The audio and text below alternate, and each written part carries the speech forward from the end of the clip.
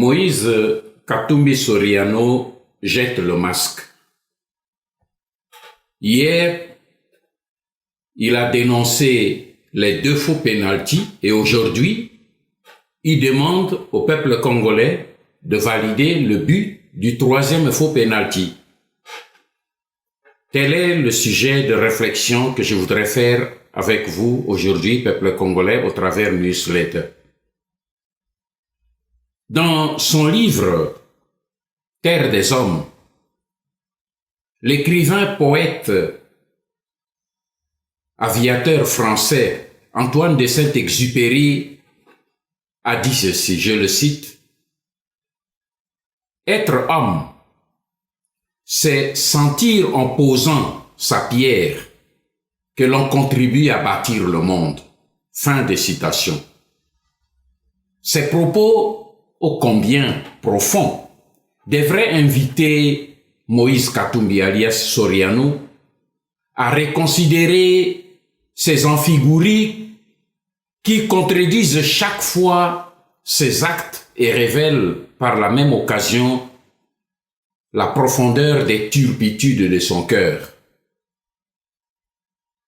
Les Congolais se rappelleront, en effet, qu'il y a à peine 3 ans, un matin, le président du club tout-puissant Mazembe s'était réveillé et comme divinement inspiré par le Saint-Esprit, il a confessé en les dénonçant les 2 faux pénaltys qu'il avait tirés avec son allié et complice Hippolyte Kanambe alias Joseph Kabila.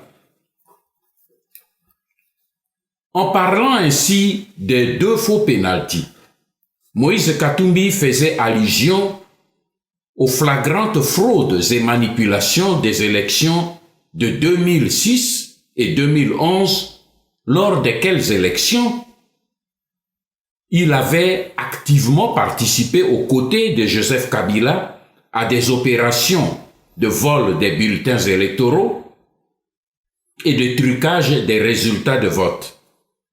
Les Congolais se rappelleront aussi de cette image abondamment diffusée d'un Moïse Katumbi repentant, à genoux et chapelet en main, devant la grotte de la Sainte Vierge Marie, faisant son serment chrétien devant l'Éternel et devant le peuple congolais, qu'il s'engageait désormais à se battre pour la vérité et qu'il fera tout pour empêcher que Joseph Kabila ne tire plus le 3e faux pénalty. Et joignant son geste à la parole, Moïse Katumbi, le libérateur autoproclamé, a déclaré divorce avec son allié Joseph Kabila et s'est engagé dans l'opposition. Mais voilà que 3 ans après, grâce à leur double jeu au sein de l'opposition congolaise, Joseph Kabila a non seulement réussi à tirer son 3e faux pénalty, mais il a aussi marqué le but de sa victoire. En effet, grâce aux accords secrets qu'il a signés avec Félix Tshisekedi, Kabila s'est maintenu au pouvoir et a gardé le contrôle de toutes les institutions de la République démocratique du Congo. Mais, curieusement, aujourd'hui, le même Moïse Katumbi Soriano, qui hier avait juré d'empêcher le tir du 3e pénalty, change le fusil d'épaule et demande au peuple congolais, sans sourciller, de valider le but du 3e pénalty, autrement dit, d'accepter la nomination frauduleuse de Félix Tshisekedi par son allié Joseph Kabila à la présidence de la République démocratique du Congo. Et, comble de ridicule, certains Congolais fanatiques et aveugles l'ont applaudi à tout casser. Ô tempora, ô mores, in qua urbe vivimus. Ce cri qu'avait lancé Cicéron devant les sénateurs romains pour marquer sa déception, ce cri-là résonne encore aujourd'hui sous le ciel congolais. Dans quel pays vivons-nous, mes frères, en République démocratique du Congo? Quelle élite et quelle jeunesse avons-nous? En apparence, pour les Congolais qui sont naïfs, Moïse Katumbi leur donne l'illusion d'un homme qui vole au secours de Félix Tshisekedi pour l'aider à résister et à sortir des griffes de Joseph Kabila. Mais en réalité, la stratégie de Katumbi vise en fin de compte à renforcer Joseph Kabila et son régime d'occupation rwandaise. Et je vais vous dire comment. Premièrement, Moïse Katumbi et ses mentors rwandais savent qu'en tant que Congolais, Félix Tshisekedi est un masque et un tampon qui leur sert d'amortir aujourd'hui la colère et d'étouffer le réveil du peuple congolais contre l'occupation rwandaise. Et pour se protéger, les occupants rwandais sont obligés d'abord de protéger Félix, leur bouclier, en lui donnant un semblant de crédibilité auprès des Congolais. C'est ce qui explique la campagne que mène aujourd'hui Moïse Katumbi pour une réconciliation utopique des leaders congolais autour de Félix Tshisekedi. Deuxièmement, Katumbi et ses mentors rwandais et occidentaux savent pertinemment bien, mes frères, que dans la conjoncture politique et militaire actuelle en République démocratique du Congo, et tenant surtout compte des capacités et du potentiel très limité de Félix Tshisekedi, celui-ci n'est point en mesure de renverser les déséquilibres des rapports de force en présence qui penchent aujourd'hui en faveur de Joseph Kabila. Ils le savent. Et troisièmement, en sollicitant donc bruyamment au peuple congolais son appui en faveur de Félix Tshisekedi, ce n'est pas, mes frères, Félix Tshisekedi que Moïse Katumbi veut sauver, mais il veut sauver plutôt la coalition FCC-Cash. Pourquoi? Parce que l'appui du peuple congolais accordé à Fachi va entraîner ipso facto l'abandon de la dynamique populaire actuellement en cours derrière Martin Fayoulou pour le recouvrement de la souveraineté nationale. En effet, les Rwandais et leurs alliés occidentaux n'avaient pas prévu que la jeunesse congolaise allait persévérer longtemps dans ses revendications. Et la mort de cet élan populaire est espérée par Kabila et les siens pour garantir la survie du régime d'occupation jusqu'à la balkanisation de la RDC. Ce simple syllogisme, mes frères, que je viens de vous présenter, nous révèle clairement pourquoi Moïse Katumbi a jeté le masque et a engagé une mobilisation politique tous azimuts. Son objectif secret est de stopper la dynamique d'une révolution populaire que la jeunesse congolaise vient de déclencher derrière Martin Fayoulou pour le recouvrement de la souveraineté nationale. Le combat de Katumbi ne vise donc pas à renforcer Félix Tshisekedi comme ses fanatiques le croient, mais il a plutôt pour but de maintenir et de renforcer le couple infernal FCC-Cash, couple politique qui ne profite pas à Félix Tshisekedi. Tout le monde le sait, mais qui procure plutôt une survie politique au régime d'occupation rwandaise en République démocratique du Congo depuis plus de 2 décennies.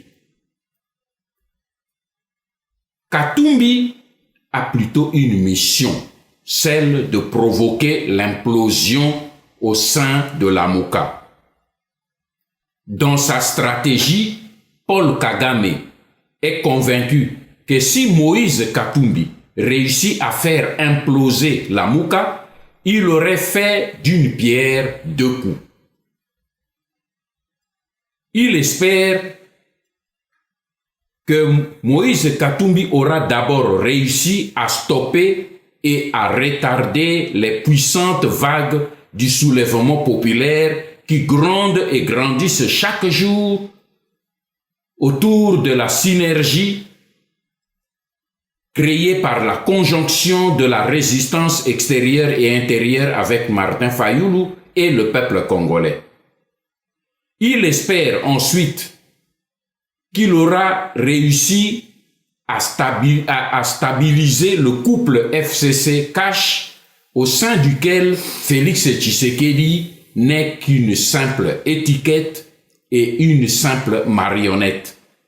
Car tous les avantages penchent aujourd'hui en faveur de Joseph Kabila et du lobby hégémoniste Tutsi qui garde toujours le contrôle et toutes les institutions du pays, la République démocratique du Congo. Et pour détruire tout mouvement politique congolais, Joseph Kabila et les lobbies Tutsi rwandais ont une méthode. Ils recourent toujours au principe du ver qui ronge le fruit du dedans.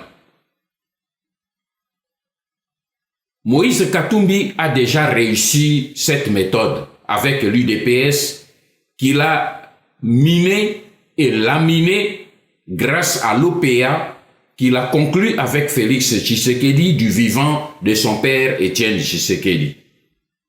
Moïse Katumbi a ensuite noyauté le conclave de Ginval et synchroniquement avec Vital Kamerhe, ils ont fait imploser le RASOP pour offrir le fameux glissement à Joseph Kabila qui perdait visiblement du terrain. C'est donc cette même opération-là que Katumbi veut rééditer pour la troisième fois maintenant au sein de la Mouka. Il a d'abord réussi à imposer à ses pairs de la Mouka à Bruxelles cette formule rocambolesque d'une coordination tournante pour 3 mois seulement. Et il s'est ensuite accaparé de la première tour de coordination, sachant bien que ces 3 premiers mois seront déterminants, selon leurs prévisions, pour paralyser la Mouka et favoriser l'implantation de la coalition FCC-Cash.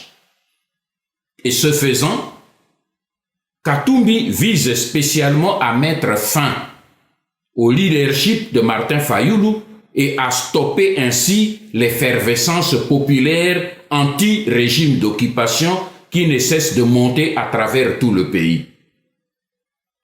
C'est ainsi que lors de l'arrivée de Moïse Katumbi à Lubumbashi, ce lundi 20 mai, alors qu'il est le président en exercice de la Mouka, les délégués de cette plateforme présents à Lubumbashi pour l'accueillir ont été humiliés publiquement et rabroués par le protocole d'accueil sur ordre de Gabriel Kingwa-Kumwanza, qui a déjà déclaré son soutien au couple Kabila-Tshisekedi. Et le lendemain, dans une conférence de presse, Moïse Katumbi jette carrément le masque et déclare qu'il va prendre les leaders de la Mouka, dont principalement Martin Fayulu et Jean-Pierre Bemba, par la main pour les conduire comme les enfants de la maternelle à Félix Tshisekedi en vue d'une grande réconciliation nationale. Et comme argument, il affirme que Félix fait des bonnes choses et pour cela, tous les Congolais doivent le soutenir. Et pour donner un coup de grâce au combat du peuple congolais, Katumbi proclame ex cathedra que la poursuite de la réclamation des vrais résultats du vote du peuple congolais est une distraction.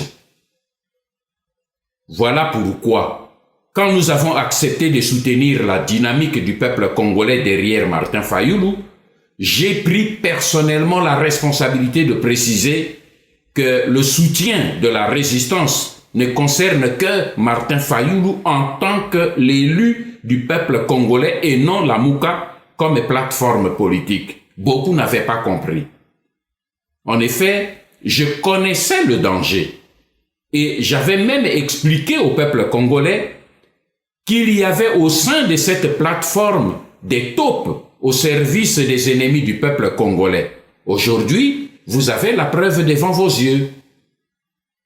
Souvenez-vous, peuple congolais, du serment de l'alliance triangulaire Passinayo, Passinangaï, faite bruyamment à Bruxelles. Cette fameuse alliance est en train de se reconstituer aujourd'hui sous vos yeux. Moïse Katumbi vient simplement de rejoindre ses deux comparses de Bruxelles, Vital Kamerhe et Félix Tshisekedi, pour soutenir et renforcer Joseph Kabila, le cheval de Troie du président rwandais Paul Kagame en RDC. Et voilà, la boucle est bouclée. Cependant, toute cette gymnastique acrobatique des Rwandais et leurs complices congolais et autres étrangers n'est qu'un simple coup d'épée dans l'eau devant la détermination du peuple congolais désormais debout. Car Moïse Katumbi, Félix Tshisekedi, Vital Kamerhe et leur chef Hippolyte Kanambe doivent dorénavant mettre dans leur tête qui ne sont pas en conflit contre Martin Fayulu ni contre les patriotes résistants congolais, mais ils sont en confrontation directe avec 80 millions de Congolaises et de Congolais.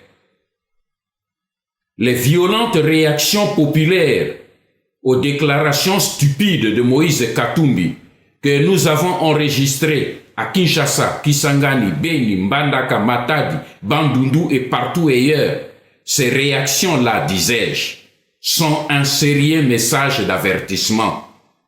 Car les réseaux de la résistance patriotique, qui sont désormais en effervescence à travers tout le pays, ne faibliront plus jamais. Et ils réserveront à Moïse Katumbi et à ses alliés du FCC et du CACH une réponse cinglante sur le terrain demain en République démocratique du Congo. Nous y reviendrons, Ingeta, et que Dieu bénisse la République démocratique du Congo et son peuple.